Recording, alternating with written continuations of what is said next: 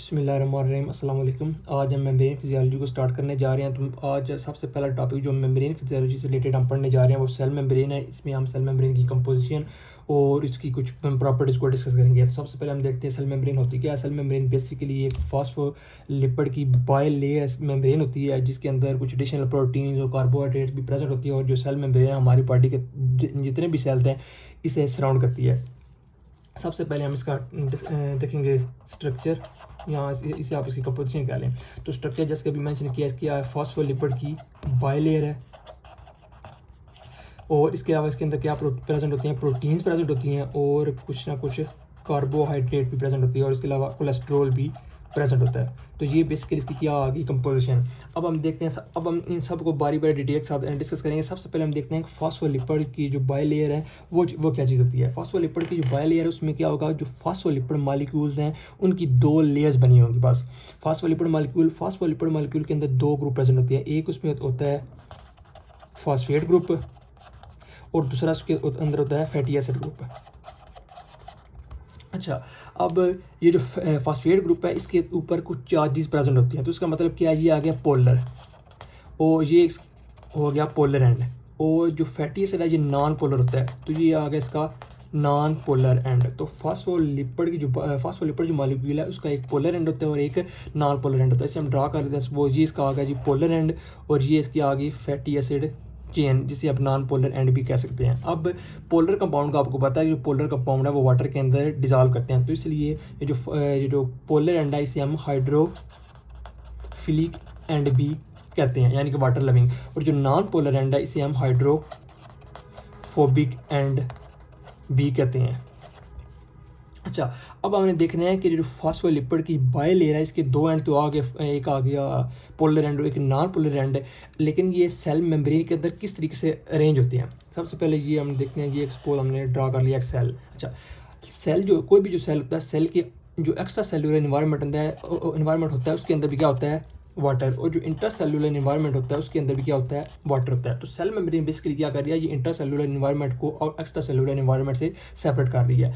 अब चूँकि दोनों तरफ क्या है वाटर, और तो इसलिए इस फॉस्फोलिपिड मॉलिक्यूल का जो एंड पोलर है यानी कि जो वाटर लिविंग है वो किधर होंगे, वो वाटर की तरफ होंगे। यानी कि ये अगर दोनों साइड पे वाटर है तो एक्स्ट्रा सेलुलर जो इन्वायरमेंट है वहाँ पे भी फॉस्फोलिपिड की जो एक लेयर है उसका कौन सा एंड होगा, पोलर एंड। और जो इस तरह की दूसरी आ गई जो लेयर इंटरसेलुलर इन्वायरमेंट की तरफ है उधर भी जो फॉस्फोलिपिड का पोलर एंड है वो वाटर की तरफ होगा। और दरमियान में ये जो उसकी आ गई हाइड्रोफोबिक एंड यानी कि फैटी एसिड चेन आ गई। तो इस तरीके से जो फॉस्फोलिपिड के मॉलिक्यूल्स हैं बाई लेयर में अरेंज होते हैं और इनका जो पोलर एंड है वो वाटर की तरफ होता है और जो इनके हाइड्रोफोबिक एंड है या फैटी एसिड एंड है वो इन जो पोलर एंड है इनके दरमियान में होते हैं और ये दोनों आपस में इनकी डायरेक्शन टुवर्ड ईच अदर होती है। तो ये आ गया फॉस्फोलिपिड। एक और चीज़ जो मेंशन करनी है अभी कि वो वाली फॉस्फोलिपिड जो एक्स्ट्रा सेलुलर इन्वायरमेंट की तरफ डायरेक्टेड है जिसे हम आउटर लीफलेट भी कहते हैं, उसकी जो कंपोजिशन है वो डिफरेंट होती है जो इनर लीफलेट है इससे। कैसे डिफरेंट होती है, एक तो इन दोनों लेयर्स में कुछ डिफरेंस होते हैं। सबसे पहला तो डिफरेंस ये है कि दोनों लेयर्स के अंदर जो फॉस्फोलिपिड मॉलिक्यूल प्रेजेंट है वही डिफरेंट है। जो आउटर लीफलेट है इसके अंदर जो फॉस्फोलिपिड कॉमनली प्रेजेंट होते हैं वो होते हैं फॉस्फेटिडाइल कोलिन एंड स्विंगोमाइलिन। ये आउटर लीफलेट के अंदर प्रेजेंट फॉस्फोलिपिड मॉलिक्यूल होते हैं। लेकिन जो इनर लीफलेट के अंदर प्रेजेंट होते हैं उनमें मोस्ट कॉमन है फॉस्फेटिडाइल इथानोलामीन। तो एक इनके दरमियान डिफरेंस आ गया फॉस्फोलिपिड के जो मॉलिक्यूल है उनका। अच्छा, दूसरा डिफरेंस इनमें अंदर ये होता है कि इन दोनों जो लेयर हैं इनके अंदर जो प्रोटीन्स हैं वो भी डिफरेंट प्रेजेंट होती हैं। जिस तरह फॉस्फोलिपिड के मॉलिक्यूल डिफरेंट प्रेजेंट है इस तरीके से इनके इन लेयर के अंदर प्रोटीन के जो मॉलिक्यूल एम्बेडेड होंगे वो भी डिफरेंट होंगे। और तीसरा जो डिफरेंस इनके अंदर ये है कि जो आउटर लीफलेट है जो कि आउटर एक्स्ट्रासेलुलर इन्वायरमेंट की तरफ डायरेक्टेड है, इसके अंदर कार्बोहाइड्रेट्स हैं जो बहुत कम प्रेजेंट होती है। लेकिन जो इनर लीफलेट है इसके अंदर कार्बोहाइड्रेट्स ज़्यादा तादाद के अंदर प्रेजेंट होती है। तो इस वजह से हम कहते हैं कि जो फॉस्फोलिपिड की जो बाय लेयर है ये एसिमेट्रिक है, यानी कि ये जो दोनों लेयर्स हैं फॉस्फोलिपिड की आपस में सिमेट्रिकल नहीं है, इनकी जो कंपोजिशन है वो डिफरेंट है। तो इसलिए इसे हम क्या कहते हैं, एसिमेट्रिकल। एसिमेट्रिकल। अच्छा, तो ये इसकी एसिमेट्री हमने डिस्कस कर ली। इसके बाद हम जो सेल मेम्ब्रेन है इससे रिलेटेड हम कुछ फर्दर प्रॉपर्टीज़ भी डिस्कस करेंगे और एंड पे आके इसके जो प्रोटीन है उसको हम डिस्कस करेंगे। लेकिन इससे पहले आपको कोलेस्ट्रॉल के बारे में बता दूं कि ये जो कोलेस्ट्रॉल है ये नॉर्मली प्रेजेंट कहाँ पे होता है। ये आ गई फॉस्फोलिपिड की बायलेयर मेम्ब्रेन आ गई, ये बायलेयर मेम्ब्रेन आ गई। तो जो कोलेस्ट्रॉल मॉलिक्यूल होगा वो इन जो फैटी एसिड टेल है इनके दरमियान में इस तरीके से एम्बेडेड होगा। तो यहाँ पे इस तरीके से एम्बेडेड स्ट्रक्चर को हम क्या कहेंगे, कोलेस्ट्रॉल।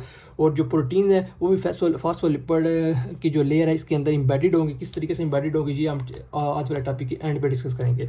अभी हम क्या डिस्कस करने जा रहे हैं, अभी हम ये जो सेल मेम्ब्रेन है इसकी कुछ प्रॉपर्टीज़ जो है वो डिस्कस करेंगे। तो सबसे पहले इसकी जो प्रॉपर्टी है वो है इसकी परमिएबिलिटी।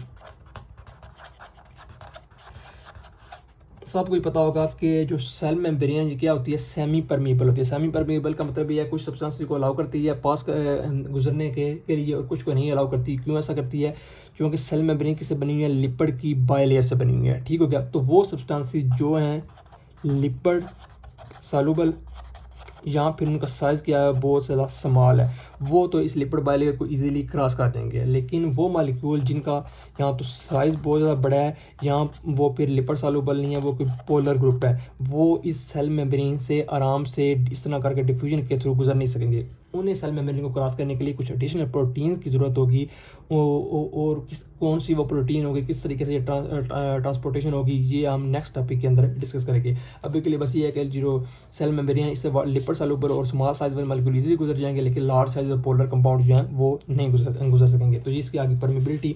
फिर इसके बाद इसकी बहुत एक इंपॉर्टेंट प्रॉपर्टी है वो इसकी फ्लूइडिटी।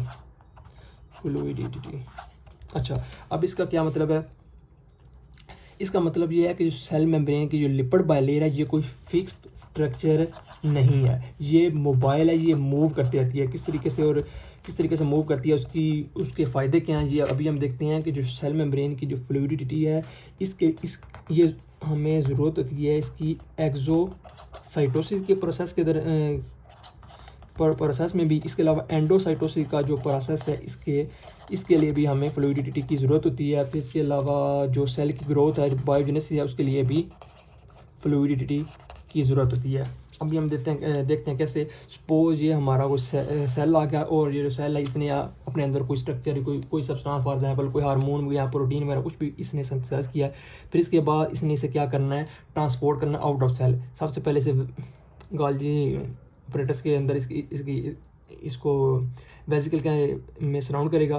फिर इसके बाद ये जो वेसिकल है ये सेल की जो मेम्ब्रेन है उसकी तरफ मूव करेगा और इसी तरह इसके साथ जाके फ्यूज़ हो जाएगा। ठीक है। फिर उसके बाद ये इस तरीके से इस साइड से क्या हो जाएगा, ये निकल जाएगा। अब ये जो स्ट्रक्चर है जो वेसिकल है इसके साथ सबसे पहले इसने किया सेल की लेयर के साथ इसने फ्यूज़ किया। फिर इसके फ्यूज़ करने के बाद ये जो मेम्ब्रेन है इसके अंदर ही फ्यूज़ होगी। फिर इसके बाद ये जो मॉलिक्यूल है आउटसाइड से रिलीज़ हो गया। ये सब कुछ तभी पॉसिबल था जब ये सेल की जो लिपिड बायलेयर है ये मूव करती हो। अगर ये यहाँ पे फिक्स स्ट्रक्चर हो, ये मूव ही ना करती हो, तो ये सबसे पहले ये आके फ्यूज़ ही नहीं हो सकेगा, क्योंकि इसने अपनी ये जो मॉलिक्यूल है इन्होंने अपनी जगह से हिलना ही नहीं। तो नई चीज़ किस तरीके से आके इसके अंदर फ्यूज़ कर सकती है। तो एंडोसाइटोसिस ये प्रोसेस हम क्या पढ़े, एक्सोसाइटोसिस डिस्कस कर रहे हैं। तो एक्सोसाइटोसिस के लिए हमें किस चीज़ की ज़रूरत है, लिपिड की जो बायलेयर है इसकी फ्लूइडिटी होने की ज़रूरत है। फिर इसके अलावा एंडोसाइटोसिस के पास आते हैं बाहर से कोई चीज़ आ रही है, कोई भी हार्मोन वगैरह कोई चीज़ भी आ रहा है, उसने भी इधर आके फ्यूज़ कर देना है। फ्यूज़ करने के बाद इस तरीके से इनसाइड में रिलीज होगी और ये फ्यूजन वगैरह सब कुछ इसीलिए हो रहा है क्योंकि जो सेल की जो लिपिड बायलेयर है ये मोबाइल है, मूव करती रहती है। फिर इसके अलावा सेल ग्रोथ के लिए किस तरह इसकी ज़रूरत है। सपोज ये कोई सेल है, इसकी सेल की क्या होगी डिवीजन, सेल की डिवीजन के नतीजे में 2 साल के अंदर डिवाइड हो गया। चूँकि एक साल 2 साल के अंदर डिवाइड हो गया तो जो डॉटर सेल है इनका साइज़ क्या होगा, स्मॉल होगा। लेकिन जब टाइम पास करेगा तो इन सेल ने क्या करनी है, ग्रोथ करनी है और इनका जो साइज़ है वो भी बढ़ना है। लेकिन ये साइज़ कब बढ़ेगा, कैसे बढ़ेगा, क्योंकि सेल ने क्या करना है, सेल ने अपने अंदर कंटिन्यूसली जो फॉस्फोलिपिड मॉलिक्यूल हैं उन्हें सिंथेसाइज करना है और इन फॉस्फोलिपिड मॉलिक्यूल ने क्या करना है, इन्होंने सेल मेम्ब्रेन की तरफ आना है और इनके दरमियान में फ्यूज़ हो जाना है। अब सपोज ये हमारी ऑलरेडी प्रेजेंट कोई सेल मेम्ब्रेन की लेयर है, ठीक है, और ये नए फॉस्फोलिपिड के मालिक्यूल हैं ये इस तरफ आ रहे हैं। अब अगर तो ये जो मालिक्यूल है ये फिक्स है, अपनी जगह से हिल नहीं सकेंगे, तो ये जो नए आने वाले मालिक्यूल है ये तो इनमें फ्यूज़ नहीं कर सकेंगे। लेकिन चूँकि सेल मेम्ब्रेन की जो लेयर है वो मोबाइल होती है, तो जब ये मालिक्यूल आएंगे तो ये वाले जो मालिक्यूल है ये साइड पर होते जाएंगे और नए मालिक्यूल इनके दरमियान में फ्यूज़ करते जाएंगे। तो सेल की जो ग्रोथ है, अब सेल को अपना साइज़ बढ़ाने के लिए भी ज़रूरत होती है कि सेल की जो फॉस्फोलिपिड मेम्ब्रेन है वो मोबाइल हो, वो मूवमेंट शो करती हो। तो ये इसकी फ्लूइडिटी आ गई। फिर इसके अलावा इसकी एक बहुत इंपॉर्टेंट प्रॉपर्टी है जिसे हम कहते हैं लिपिड ड्राफ्ट। अच्छा, लिपिड ड्राफ्ट क्या होता है? ये आ गई हमारी एक सेल मेम्ब्रेन,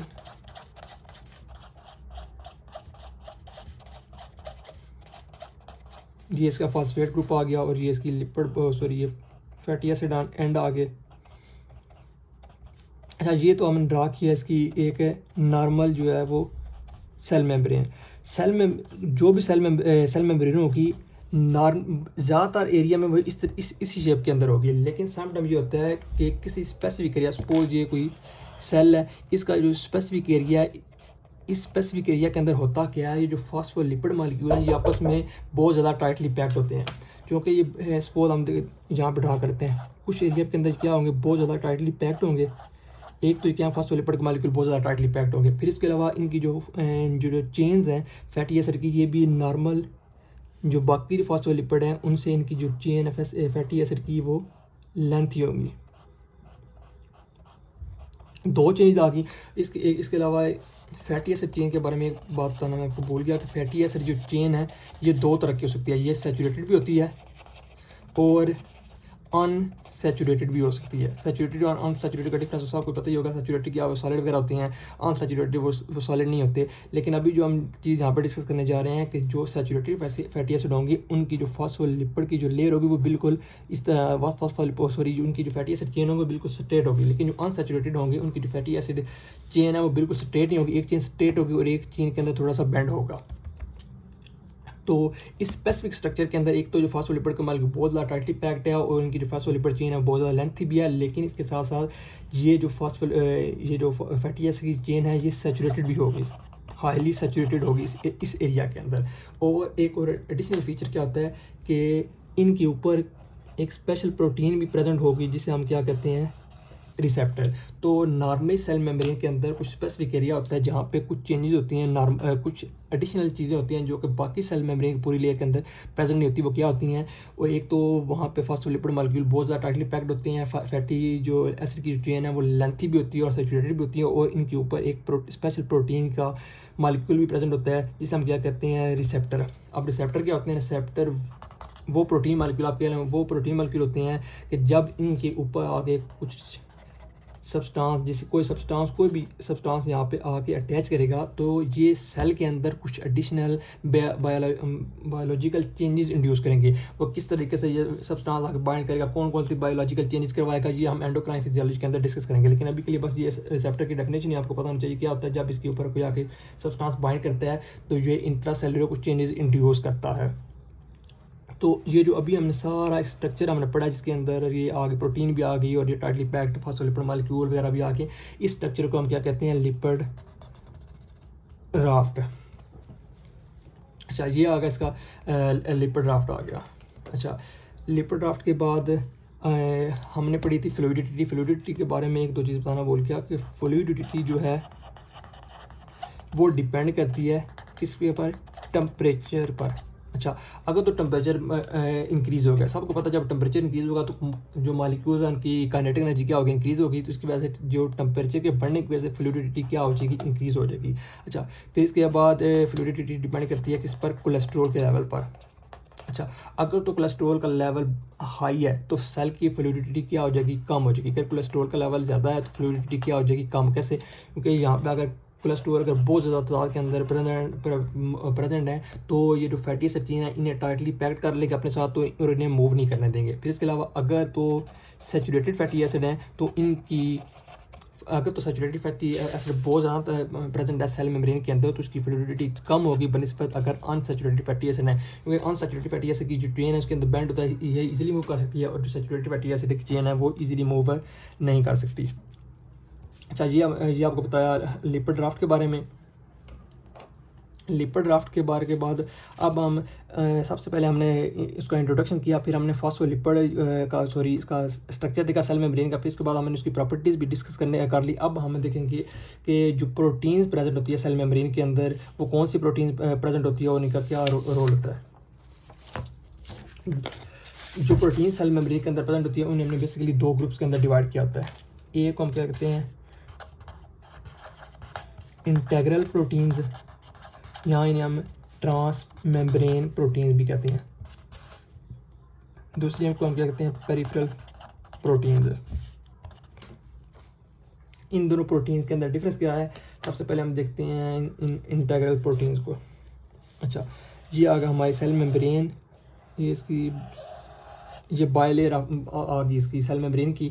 तो जो इंटेग्रल प्रोटीन होते हैं जिसे हम ट्रांस मेम्ब्रेन प्रोटीन भी कहते हैं, ये सेल की जो मेम्ब्रेन है इसको मुकम्मल तौर पर क्रॉस करेंगी, तो इसलिए हम इसे क्या कहते हैं ट्रांस मेम्ब्रेन प्रोटीन। तो इन ट्रांस मेम्ब्रेन प्रोटीन का एक एक्स्ट्रा सेलुलर डोमेन भी होगा और एक इनका इंट्रा सेलुलर डोमेन भी होगा। अच्छा, अब ये जो इंटेग्रल प्रोटीन है ये सेल के अंदर कुछ स्पेसिफिक रोल प्ले करती हैं। वो रोल क्या प्ले करती हैं, कुछ इंटेग्रल प्रोटीन जो हैं वो एज ए चैनल काम करती हैं।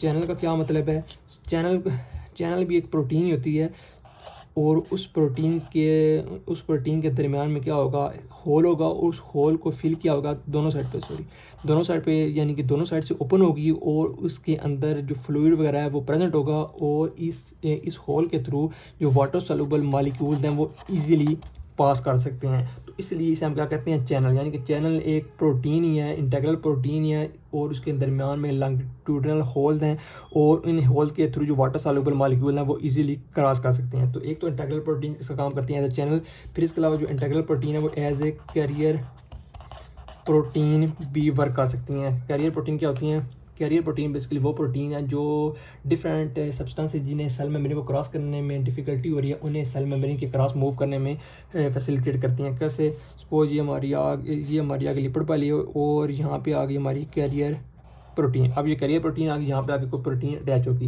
यहाँ पे आगे कोई भी सब्सटेंस वगैरह यहाँ पे आके अटैच हो गया। अब कैरियर प्रोटीन क्या करेगी, ये सेल मेम्ब्रेन, ये सेल का एक्स्ट्रा सेलुलर एरिया है और ये इसका इंट्रा सेलुलर एरिया। हमने सपोज इस सेल को इस सब्सटेंस को अपन सेल के अंदर लेके आना, तो क्या करेगी कैरियर प्रोटीन जो है जब इसके साथ ये सब्सटेंस बाइंड करेगा तो कैरियर प्रोटीन अपनी शेप चेंज कर लेगी। किस तरीके से, कैसे चेंज करेगी, इस तरीके से। जब इस तरीके से चेंज हो, इसने जो सब्सटेंस आउटसाइड प्रेजेंट था उसे अपने अंदर ले आइए, तो एज ए कैरियर प्रोटीन भी वर्क कर सकती है। फिर इसके अलावा जो इंटेग्रल प्रोटीन है वो एज ए रिसेप्टर भी वर्क कर सकती है।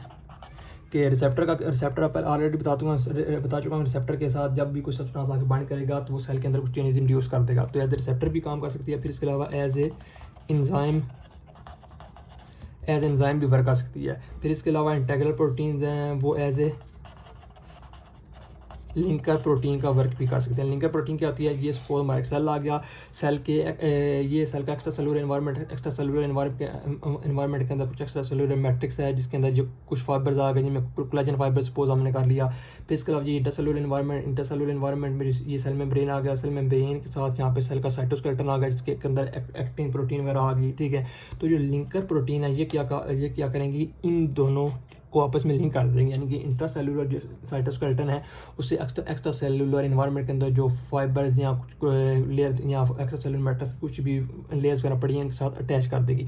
तो ये था काम इस लिंकर प्रोटीन का। फिर इसके बाद हम डिस्कस करते हैं इंटेग्रल प्रोटीन, तो हम अब कर चुके हैं, अभी हम देखने लगे हैं पेरिफेरल प्रोटीन। पेरिफेरल प्रोटीन जो इंटेग्रल प्रोटीन तो वो थ्रू आउट द यानी कि मेम्ब्रेन को मुकम्मल तौर पर क्रॉस करेंगे, लेकिन जो पेरिफेरल प्रोटीन है ये मेम्ब्रेन को मुकम्मल तौर पर क्रॉस नहीं करेंगे। सपोज ये हमारी आ गई लिपिड बाइलेयर आ गई, अच्छा, तो जो पेरिफेरल प्रोटीन होगी वो क्या करेंगी, या तो वो जो inner leaflet of cell membrane है उसके साथ अटैच होगी, या हो सकता है outer leaflet of cell membrane के साथ अटैच हो, या फिर ये भी हो सकता है कि ये हमारी क्या प्रेजेंट है, इंटेग्रल प्रोटीन। ये इंटेग्रल प्रोटीन के साथ इस तरह अटैच भी हो सकती हैं, लेकिन ये सेल मेम्ब्रेन को मुकम्मल तौर पर दोनों साइड से क्रॉस नहीं करेगी। यहाँ तो इसकी एक्स्ट्रा सेलुलर डोमेन होगी, यहाँ इसकी इंट्रा सेलुलर डोमेन होगी, लेकिन इंटेग्रल प्रोटीन की तरह दोनों साइड के अंदर प्रेजेंट नहीं होगी। तो ये हमने डिस्कस कर ली पेरिफेरल प्रोटीन है। अभी हम आज का टॉपिक हमने कवर कर लिया, तो अब अभी हम इसकी क्विक रिवीजन कर लेते हैं। सबसे पहले हमने देखा कि जो सेल मेम्ब्रेन है ये होती क्या है। सेल मेम्ब्रेन फॉस्फोलिपिड की बाइलेयर है जिसके अंदर डिफरेंट प्रोटीन्स और डिफरेंट कार्बोहाइड्रेट, एडिशनली कुछ कोलेस्ट्रॉल वगैरह भी इम्बेडेड होता है। फिर इसके बाद हमने जो फॉस्फोलिपिड है उसका स्ट्रक्चर डिस्कस किया। फॉस्फोलिपिड का एक पोलर एंड होता है जिसे जो फॉस्फेट ग्रुप होता है, और नॉन पोलर एंड होता है जो कि फैटी एसिड चेंज होती हैं, और जो पोलर एंड है वो क्या हाइड्रोफिलिक, और जो नॉन पोलर है वो हाइड्रोफोबिक, और पोलर जो एंड है वो डायरेक्टेड टुवर्ड वाटर होता है, और जो फोबिक हैं वो अवे फ्रॉम वाटर उसकी डायरेक्शन होती है सेल मेम्ब्रेन के अंदर। फिर इसके अलावा हमने देखा कि जो आउटर लीफलेट है वो इनर लीफलेट से डिफरेंट है। कैसे क्या इनके अंदर डिफरेंट है, क्योंकि जो आउटर लीफलेट है उसके अंदर क्या प्रेजेंट होती है, फॉस्फोटिडाइलकोलिन या स्विंगोमाइलिन प्रेजेंट होती है, लेकिन जो इनर लीफलेट है इसके में क्या प्रेजेंट होती है, फॉस्फेटिडाइल इथानोलामीन। एक तो ये इनके दरमियान डिफरेंस आ गया। फिर इसके बाद हमने देखा कि जो डिफरेंट प्रोटीन प्रेजेंट थी इन आउटर लीफलेट और इनर लीफलेट के अंदर वो भी डिफरेंट थी। फिर इसके अलावा जो इनर लीफलेट है उनके अंदर बहुत ज़्यादा तादाद के अंदर कार्बोहाइड्रेट्स प्रेजेंट होते हैं, लेकिन आउटर लीफलेट के अंदर कार्बोहाइड्रेट इतनी ज़्यादा तादाद के अंदर प्रेजेंट नहीं होते। फिर इसके बाद हमने देखा कि ये जो फैटी एसिड चेन है इनके दरमियान में कोलेस्ट्रॉल भी इम्बेडेड होती हैं। और फिर हमने देखा इसकी एसिमेट्री को हम ऑलरेडी डिस्कस कर चुके हैं। फिर इसके बाद हमने देखी थी इन मेम्ब्रेन की परमिबिलिटी देखी थी।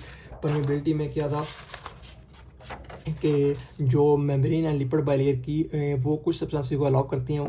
वो सब्सटेंस क्या हो सकते हैं, लिपिड सॉल्युबल होते हैं, या फिर उनका साइज़ स्मॉल होता है। इन सब्सटेंस को जो लिपिड बाइलेयर है वो इजीली क्रॉस करने देती है, जबकि लार्ज साइज और पोलर मॉलिक्यूल को आप क्रॉस करने नहीं देती। फिर इसके बाद हमने इसकी फ्लूइडिटी डिस्कस की। फ्लूइडिटी का क्या मतलब था कि जो सेल मेम्ब्रेन की जो बाइलेयर है ये एक मोबाइल स्ट्रक्चर है, जब जगह पर बिल्कुल फिक्स नहीं रहती, और इसी प्रॉपर्टी की वजह से एंडोसाइटोसिस और इसके अलावा सेल की जो ग्रोथ है वो भी होती है। अगर ये सेल की जो लेयर है ये मोबाइल ना हो तो ये जो प्रॉपर्टीज हैं ये शो ना हो।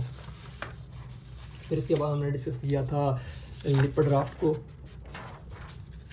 लिपिड राफ्ट के अंदर हमने देखा था कि सेल मेम्ब्रेन की जो लेयर है वो कुछ एरिया के अंदर उसके अंदर जो फॉस्फोलिपिड मॉलिक्यूल है वो हाईली कंजेस्टेड होते हैं। फिर इसके अलावा इनकी जो फैटी एसिड चेन है बहुत ज़्यादा लेंथी होती है, सैचुरेटेड होती हैं, और इनके ऊपर एडिशनली कुछ प्रोटीन भी प्रेजेंट होती है जिसे हम रिसेप्टर कहते हैं। और इस सारे स्ट्रक्चर को हम क्या कह रहे थे, लिपिड राफ्ट कह रहे थे। फिर इसके बाद हमने देखा कि जो फ्लूइडिटी कुछ फैक्टर्स पे डिपेंड करती है, उनमें से एक टेम्परेचर है। टेम्परेचर के इंक्रीज होने से फ्लूइडिटी इंक्रीज़ हो जाएगी। कोलेस्ट्रॉल अगर ज़्यादा तादाद के अंदर प्रेजेंट है तो फ्लूइडिटी कम हो जाएगी।